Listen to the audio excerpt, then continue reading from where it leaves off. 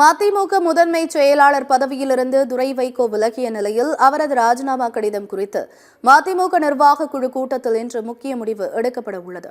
மதிமுக முதன்மை செயலாளர் பதவியிலிருந்து விலகுவதாக அறிவித்த துரை வைகோ, கட்சிக்கும் தலைமைக்கும் தீராத பெரும் பழியை சுமத்தி சுகம் காணும் நபருக்கு மத்தியில் கட்சியின் முதன்மை செயலாளர் என்ற தலைமை கழக பொறுப்பில் தொடர்ந்து பணியாற்ற விரும்பவில்லை என்று தெரிவித்துள்ளார். இன்று நடைபெறும் நிர்வாக குழு கூட்டத்தில் பங்கேற்க உள்ளதாகவும், ஆனால் அதன் பிறகு தலைமை கழகத்தின் மிக முக்கிய முடிவுகள் மேற்கொள்ளும் கூட்டங்கள் எதிலும் பங்கேற்கப் போவதில்லை என்று தெரிவித்துள்ளார். இந்நிலையில் துரை வைகோ ராஜினாமா கடிதம் தொடர்பாக இன்று நடைபெறும் மதிமுக நிர்வாக குழு கூட்டத்தில் வைகோ முக்கிய முடிவு எடுப்பார் என்று அக்கட்சியின் பொருளாளர் தெரிவித்துள்ளார்.